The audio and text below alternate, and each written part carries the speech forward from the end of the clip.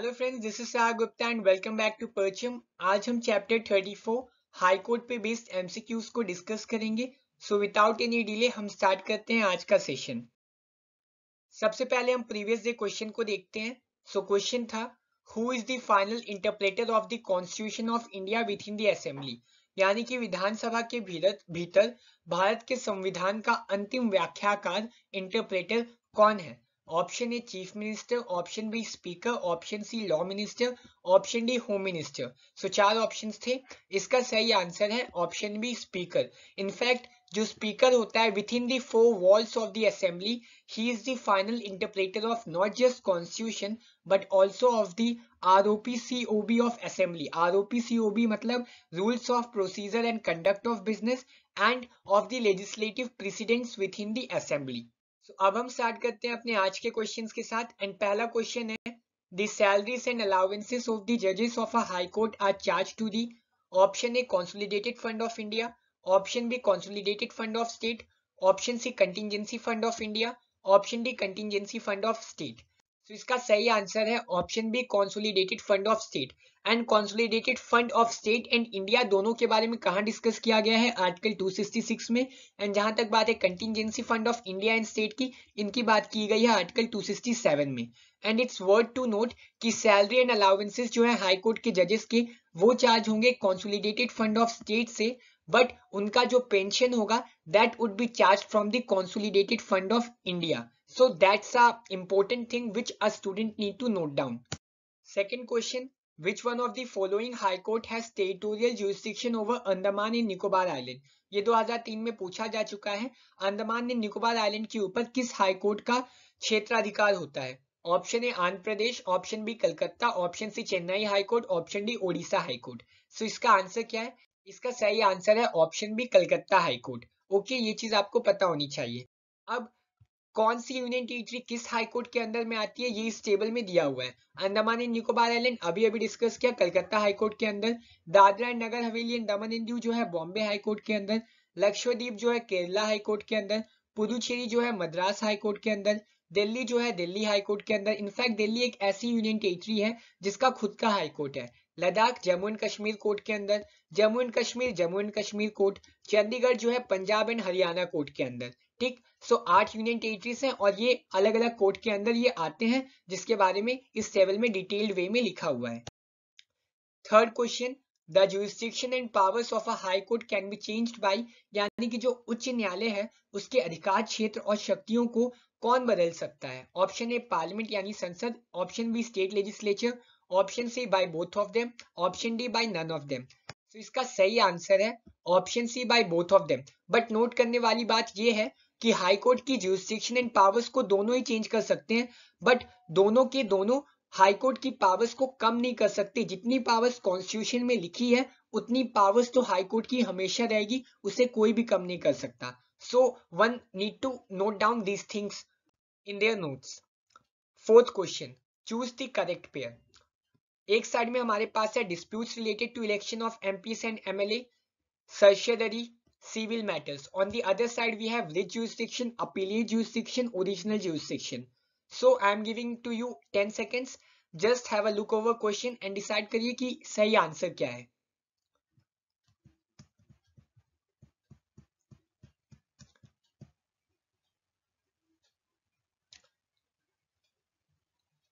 So इसका सही answer है ऑप्शन सी। क्यों? क्योंकि जो disputes related to election of MPs and MLA हैं वो हाई कोर्ट की ओरिजिनल ज्यूरिसडिक्शन के अंदर आता है। सर्शियरी एक तरह की रिट होती है, सो रिट ज्यूरिसडिक्शन।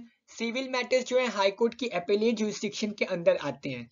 एंड जहां तक बात है रिट्स की, तो 5 रिट होती हैं, habeas corpus writ, mandamus writ, prohibition writ, certiorari writ and quo warranto writ. And certiorari का मतलब होता है टू बी सर्टिफाइड, इसमें डॉक्ट्रिन ऑफ लोकस स्टैंडी लगती है एंड सेवरल अदर थिंग्स जो हमने फंडामेंटल राइट्स वाले लेक्चर में पढ़ी थी। Fifth, when the chief justice of high court acts in an administrative capacity he is subjected to, यानी कि जब उच्च न्यायालय के मुख्य न्यायाधीश प्रशासनिक क्षमता में कार्य कर रहे होते हैं तो वह किनके अधीन होते हैं। ये 1996 में पूछा गया था। Option A the jurisdiction of any other judges of a high court, option B special control exercise by chief justice of India, option C discretionary powers of the governor of the state, option D special power provided to chief minister. तो इसका सही answer है option A, the jurisdiction of any other जजेस of a high court. इसका मतलब ये हुआ कि जब भी कोई चीफ जस्टिस जो है अपनी एडमिनिस्ट्रेटिव कैपेसिटी में कोई काम करते हैं, so he is subjected to the jurisdiction of any other जजेस ऑफ अ हाई कोर्ट। और बाकी के तीनों स्टेटमेंट हमारे गलत हैं। और रिट जुरिसडिक्शन की बात कहाँ की गई है हाई कोर्ट की? आर्टिकल 226 में, एंड सुप्रीम कोर्ट की आर्टिकल 32 में। Sixth question, consider the following statement.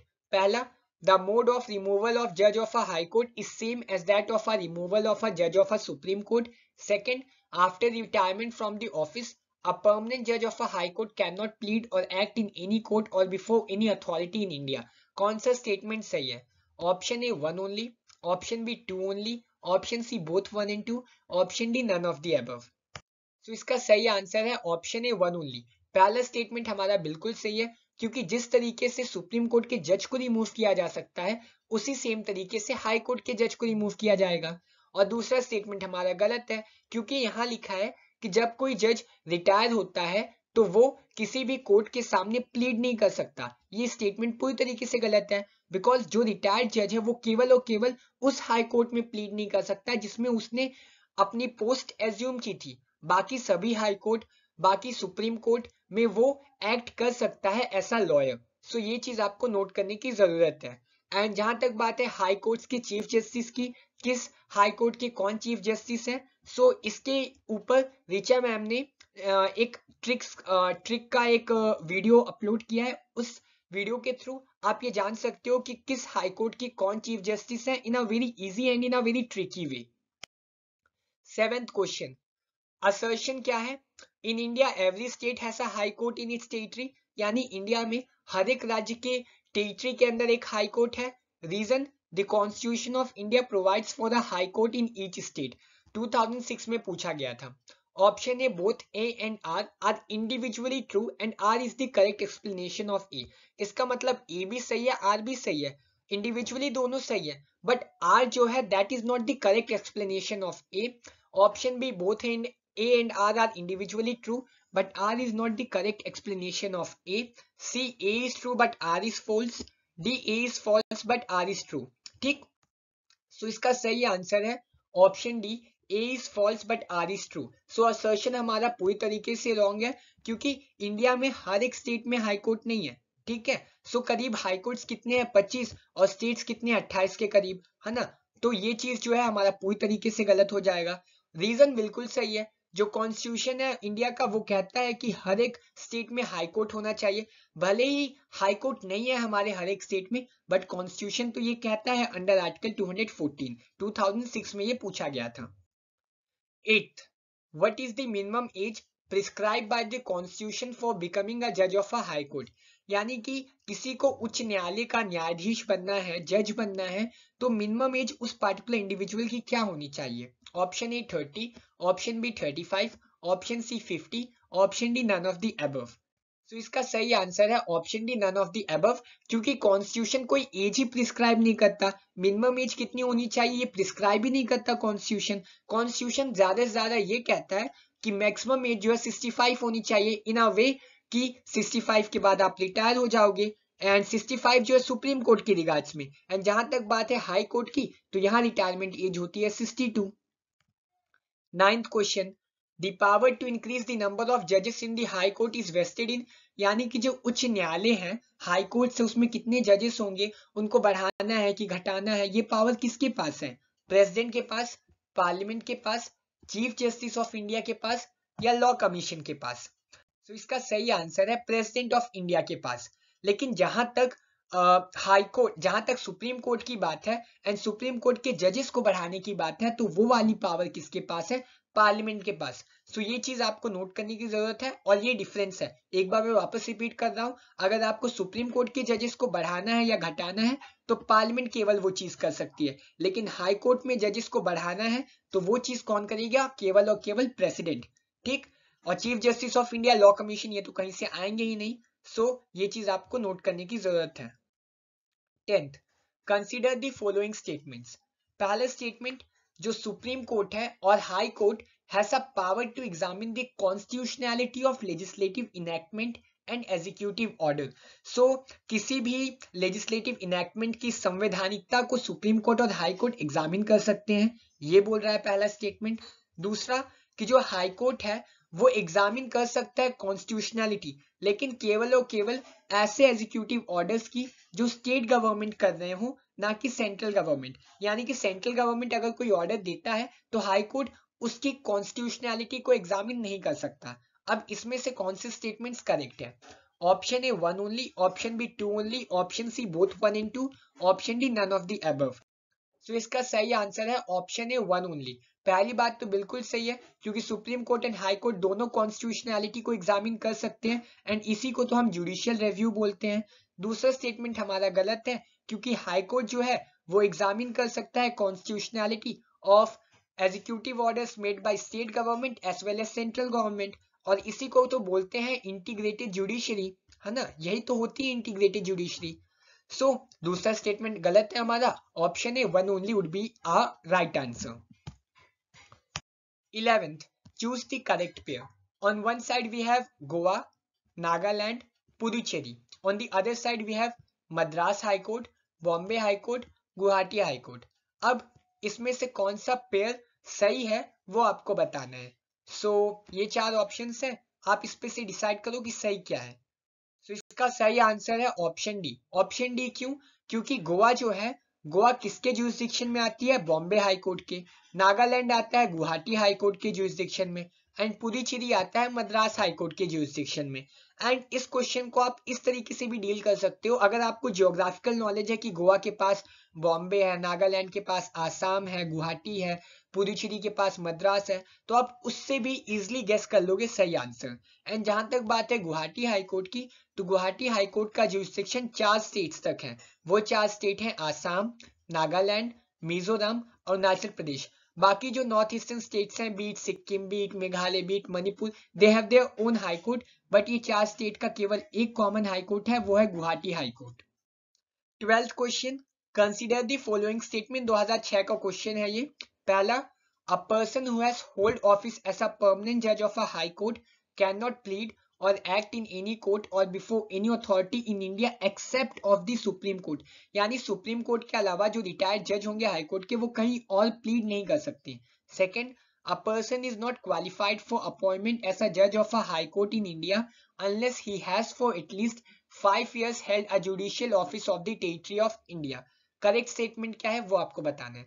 Option A 1 only, option B 2 only, option C both 1 and 2, option D neither 1 not 2। तो इसका सही आंसर है नीदर 1 नॉट 2। दोनों ही स्टेटमेंट हमारे गलत हैं, क्योंकि जो रिटायर्ड परमानेंट जज होते हैं हाई कोर्ट के, वो सुप्रीम कोर्ट में तो प्लीड कर सकते हैं, बट उसके साथ साथ ऐसे हाई कोर्ट में भी प्लीड कर सकते हैं जिन हाई कोर्ट में उन्होंने ऑफिस एज्यूम नहीं किया था। अब यहाँ लिखा था ओनली सुप्रीम कोर्ट, सो हमारा गलत हो जाएगा पहला स्टेटमेंट। दूसरा स्टेटमेंट भी हमारा गलत है। क्यों दूसरा स्टेटमेंट गलत है, इसको समझते हैं। अब देखो, अब हाई कोर्ट जज की क्या क्वालिफिकेशन होनी चाहिए? पहला, तो उसे सिटीजन होना चाहिए, और दूसरा कि या तो उसको जुडिशियल ऑफिस होल्ड करना चाहिए कम से कम 10 साल के लिए। अब क्वेश्चन में क्या लिखा था? 5 साल, सो इसलिए वो स्टेटमेंट हमारा गलत हो जाएगा, क्योंकि जुडिशियल ऑफिस होल्ड करना चाहिए 10 साल का। दूसरा, या तो उसको एडवोकेट होना चाहिए हाई कोर्ट का 10 साल का, मतलब एक्सपीरियंस होना चाहिए as an advocate of a high court for 10 years. ठीक है, सो ये सारी क्वालिफिकेशन हाई कोर्ट जज की हो सकती है। सो यहाँ से ये भी चीज क्लियर हो जाती है कि कॉन्स्टिट्यूशन ने कोई मिनिमम एज प्रिस्क्राइब नहीं की है कि हाई कोर्ट की जज की 30 साल मिनिमम एज होनी चाहिए, 35 साल, ऐसी कोई लिमिट नहीं रखी है। ठीक, सो ये चीज आपको पता होना चाहिए। एंड वन मोर थिंग, अगर सुप्रीम कोर्ट की बात करें, सुप्रीम कोर्ट के जजेस की बात करें, तो ये सारी चीजें सेम है, बट एक और चीज एड हो जाती है, वो है appointment of a distinguished jurist as a जज। यानी कि सुप्रीम कोर्ट के जज जो हैं वो एक डिस्टिंग्विश्ड ज्यूरिस्ट भी हो सकते हैं, बट हाई कोर्ट के जज कभी भी डिस्टिंग्विश्ड ज्यूरिस्ट नहीं हो सकते। सो ये चीज आपको नोट करने की जरूरत है, ये क्योंकि डिफरेंस है with regards to qualification of high court and supreme court जजेस। 13th, which of the following high court do not have provision for intra court appeal। यानी कि निम्नलिखित में से किस उच्च न्यायालय में अंतर न्यायालय अपीलों का प्रावधान नहीं है? Option A Madras high court, option B Calcutta high court, option C Bombay high court, option D Delhi high court. तो इसका सही आंसर है option D Delhi high court, क्योंकि केवल और केवल इंट्रा कोर्ट अपील वाला जो सिस्टम है Madras, Kolkata and Bombay high court में अवेलेबल है। अब ये इंट्रा कोर्ट अपील होती क्या है कि जब कभी हाई कोर्ट के, इन तीनों हाई कोर्ट के कोई जो सिंगल जज वाली बेंच है वो कोई डिसीजन देते हैं, वो कोई ऑर्डर देते हैं या फिर कोई जजमेंट देते हैं, तो उन जजमेंट के खिलाफ आप अपील कर सकते हो उसी हाई कोर्ट की किसी डिविजनल बेंच के सामने, एंड इस चीज को कहा जाता है intra court appeal. Intra court appeal 3 जगह अवेलेबल है, Madras, Calcutta and Bombay high court में, एंड बाकी हाई कोर्ट्स जो है वहां इंट्रा कोर्ट अपील नहीं है। 14th, how many high courts are there in India. अब भारत में कितने हाई कोर्ट्स हैं ये पूछ रहा है। Option A 20, option B 25, option C 28, option D 30। ये थोड़ा जो है फैक्ट ओरिएंटेड क्वेश्चन है, एंड ऐसा क्वेश्चन क्यों पूछा है मैंने, इसके पीछे का रीजन आपको नेक्स्ट स्लाइड में मिल जाएगा। सो इसका आंसर है ऑप्शन बी 25। सो हमारे देश में कितने हाई कोर्ट हैं एज ऑफ नाउ? 25। अब ये फैक्चुअल क्वेश्चन मैंने इसलिए पूछा क्योंकि 2001 और 2005 में यूपीएससी ने कुछ ऐसे क्वेश्चंस पूछे थे जहां नंबर ऑफ हाई कोर्ट्स का मेंशन किया गया था इन अ स्टेटमेंट बेस्ड क्वेश्चन, और आपसे ये पूछा गया था कि ये स्टेटमेंट सही है कि नहीं, यानी कि एक स्टेटमेंट में लिखा था there are 18 high courts in India, तो वो सही है कि नहीं। सो ये सारी चीजें आपको तभी पता चल पाएंगे कि देश में कितने हाई कोर्ट है, तभी आप उसका आंसर दे पाओगे। So option B 25 would be our right answer. 15, how many high courts in India have jurisdiction over more than one state।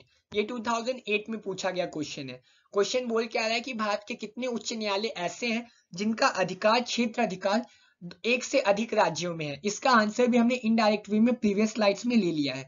So option A 2, option B 3, option C 4, option D 5। So इसका जो भी answer है वो आप हमें comment करके जरूर बताइएगा। So do comment the answer if you know it.